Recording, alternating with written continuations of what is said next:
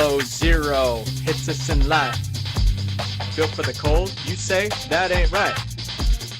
Too cold for the average Joe, just right for those who hear the show. In the image of greatness you were made, but taught by the world to be played. A new generation, we're building, no victims, we're creating. Them haters, keep hating, cause Gen Zero, we blazing.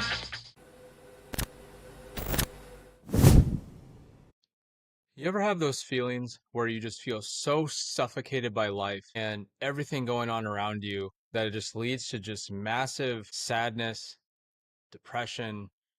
You just have so much despair, feel defeated. You just don't know how you're going to make it to the next day. Welcome to another episode of Built for the Cold podcast. Too cold for the average Joe, just right for me and the listeners of this show, where we teach you how to take some of the coldest experiences you'll have in your life and how to not let it define you.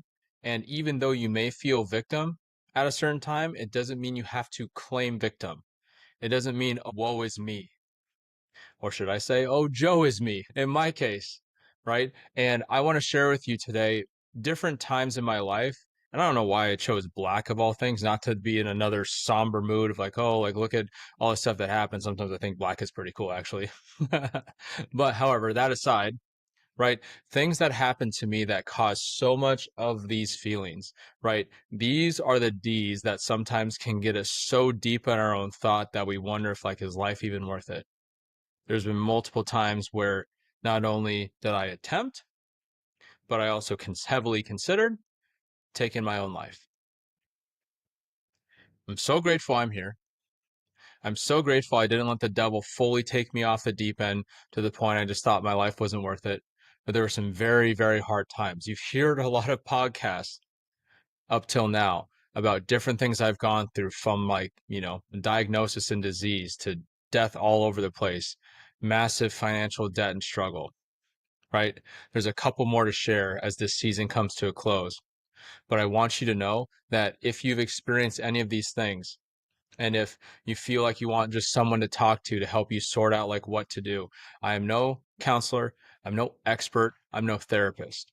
All I can share is the experience that I've gone through and how I overcame it. And I did not blame the God in the process of experiencing all these D's.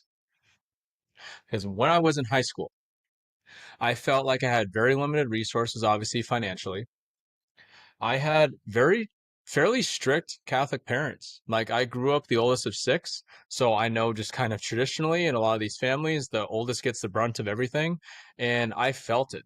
I felt it at different moments in time. I'll give a couple different moments in time, but it was just like I remember I was 17 years old with my high school youth group, and we were going to go see The Dark Knight when it came out. So that ages myself a little bit. That's, I was in high school at that time. And my parents wouldn't let me go see it. Even though I was with the Catholic youth group, they wouldn't let me go see The Dark Knight. I remember getting a massive fight with my dad. I was like, this is BS. Like, I don't understand you looking at your Catholic bishop ratings or whatever, how it's a dark movie. Of course, it's a Dark Knight. It's Batman. Get over it. I didn't go see it. And I remember that story like it's yesterday. Or I remember like there were girls that I dated in high school that they were so intimidated by my parents, they actually broke it off with me. There was one time, and this is not to embarrass my family, not to embarrass my dad. I know with good intention, he was doing what he thought was right at the time. But I remember we went to go see Kung Fu Panda at a movie theater, and I think I was a sophomore with my girlfriend at the time. And my dad he came with my siblings, and then my brother came, and she brought her friends. So it's kind of like a group thing. And my dad said, if you two sit in the back, I'm gonna sit right in between you two. That scared her away. And I just felt so suffocated by it. Like I couldn't just be myself. I wasn't going to do anything. I wasn't going to sleep around. That wasn't my intent. I just wanted to like just have some independence. Like, gosh, that's all I wanted.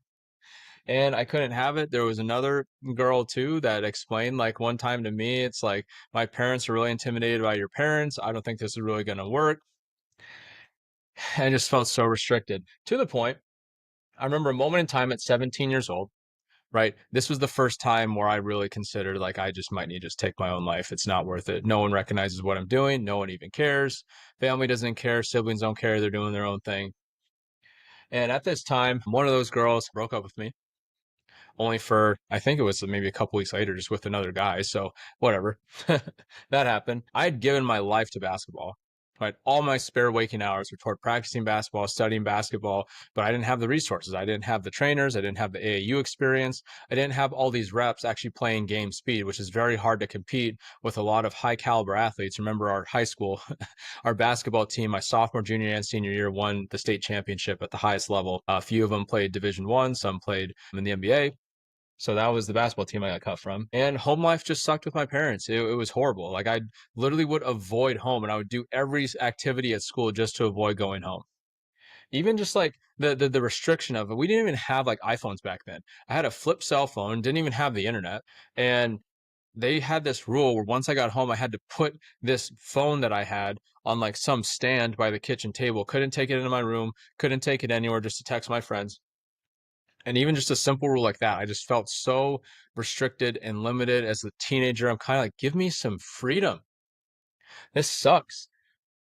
To the point that I blew up one time. I don't feel great about this story at all. I was so angry at my parents, explicit of this, F you, this, all this stuff, just really just unhinged. And I run away from home. And we kind of grew up by kind of a major street, cars go 40, 50 miles an hour. And I'm walking along that road and I'm just like, you know what? I can't do this anymore. What's the point? I could just jump out from one of these cars right now and that's it. Actually, I might consider doing that. Fortunately, I have my phone on me and I hear it buzz. And I get this text from one of my best friends from high school. And just randomly out of nowhere, just text me like, hey, Joe, I love you. And so many people do. Just thanks for who you are. I start bawling. I don't jump out of the car and I slowly walk home. Then my dad shares his story with how he grew up and everything else and the tough things he overcame and how he was just trying to do his best. And we had a moment there, but it was still really tough.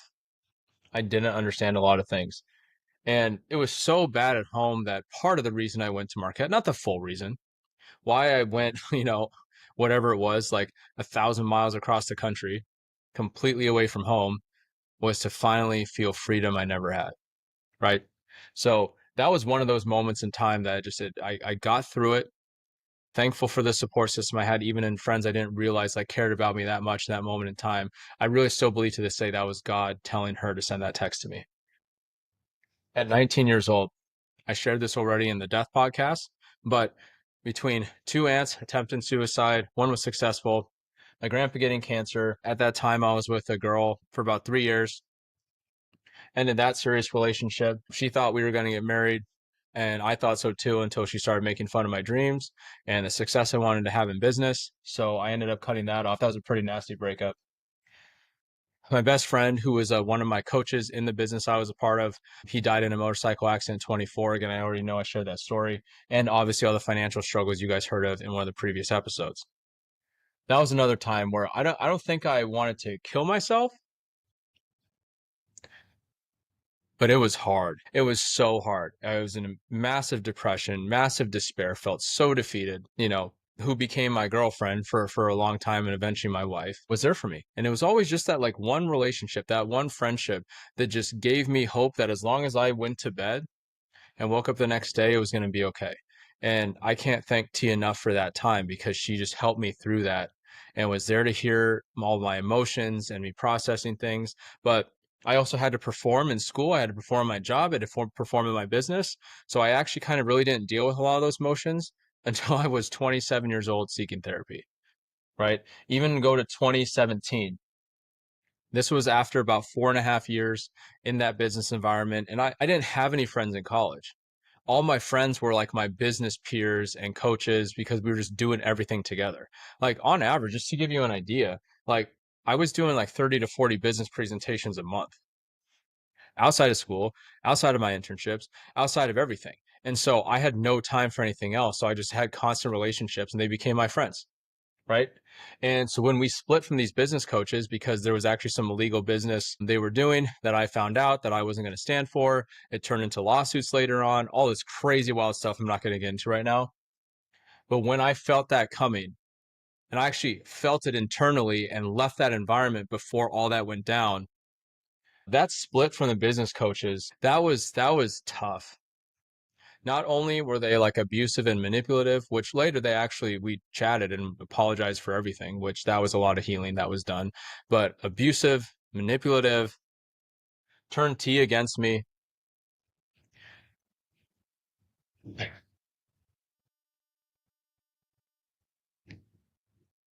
That was really hard. That was one of the hardest times I remember ever having, where I gave everything for 4.5 years and not even the financial success of the result. And I just felt so defeated because everyone that made fun of me, everyone that told me it wasn't going to work, everyone that yada, yada, yada, yada, the list goes on of haters. And I was just like, I can't believe they're right. I didn't believe that.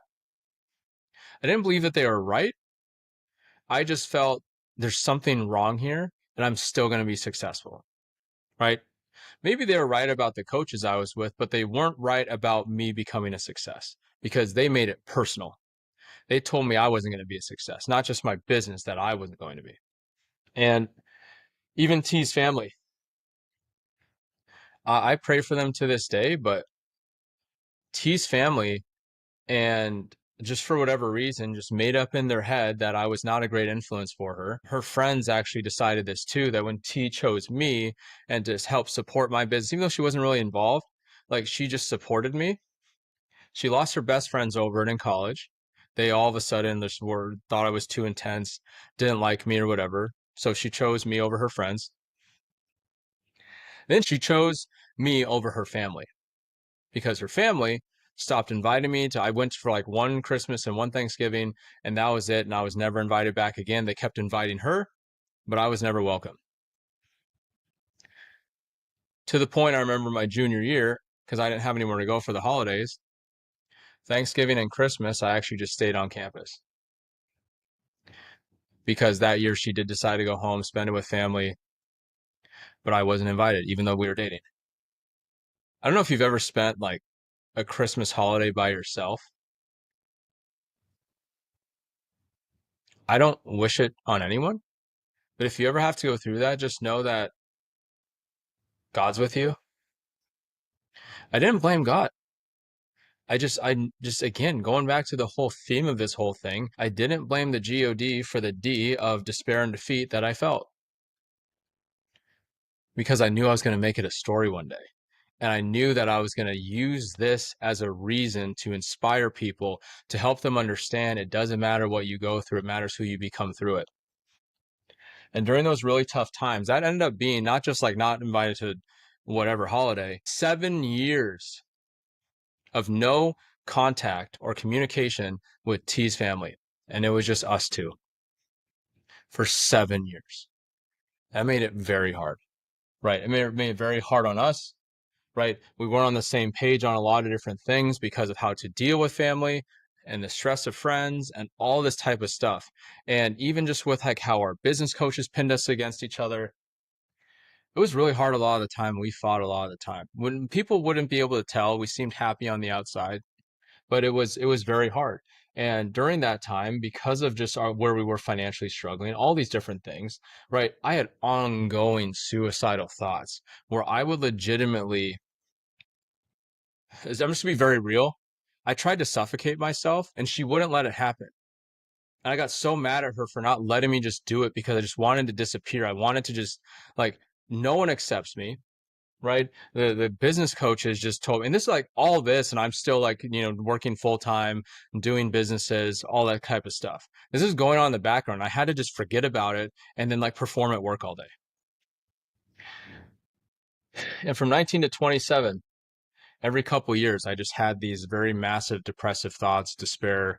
Is my life worth it? To the point that there was one time that T was so concerned and I was crying a bunch and everything else. And I told her I'm literally going to kill myself tonight. And she calls the national suicide hotline and I'm there. I remember sitting there and she's kind of like relaying the questions, even though it's on speaker. I wouldn't even talk to them. But T was with me in that moment of time, helping me through that.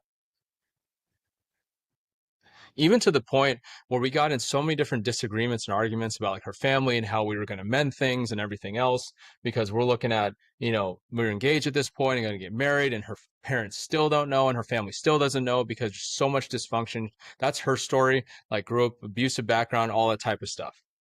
I just remember one time I drove off, never do this. I mentioned this in the death podcast, but never drive off somewhere when you're angry.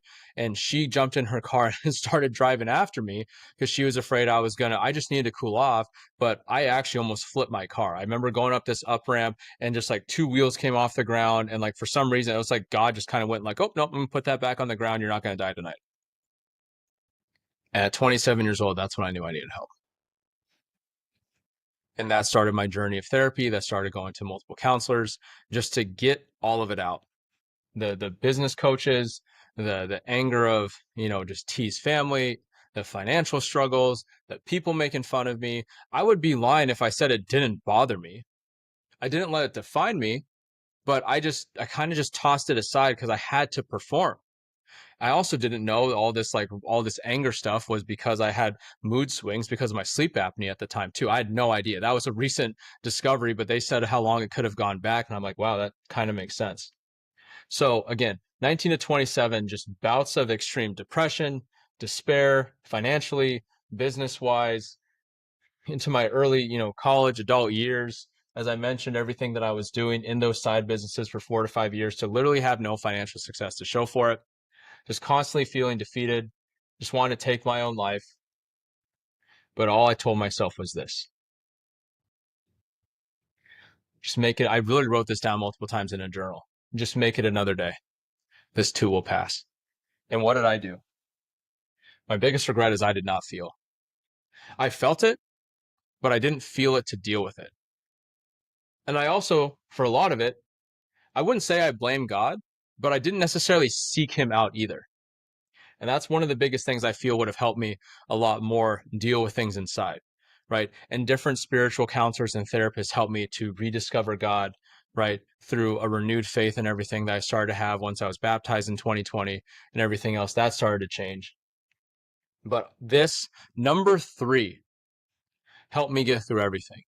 Because when I had that lost hope and despair, how can I use this as a story? When I was spending those holidays alone, Thanksgiving alone, because I couldn't afford to go back and T's family wouldn't welcome me. When I spent Christmas, I was literally the only person on campus. I don't even remember what I did that day. I literally don't remember. I think I went to the gym.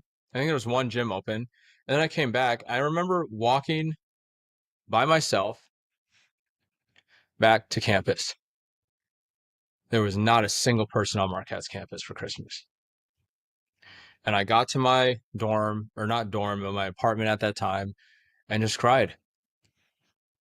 Knowing one day I would tell this story, because I'm eliminating every single excuse anyone wants to use of why they can't be successful, of why God hates them, of why, everyone's out to get them. They're not.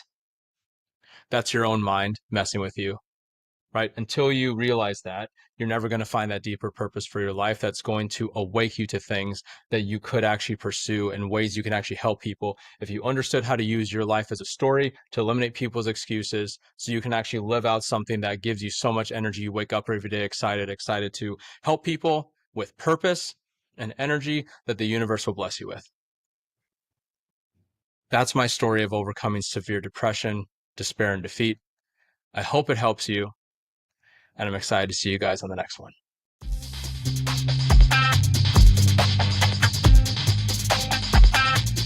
This is where winners learn to be great. Built for the cold, you say? That damn straight. The lessons, the love, the insights from above. Hope you take them and grow, even with another cup of Joe. Thank you for dropping in and listening to the show.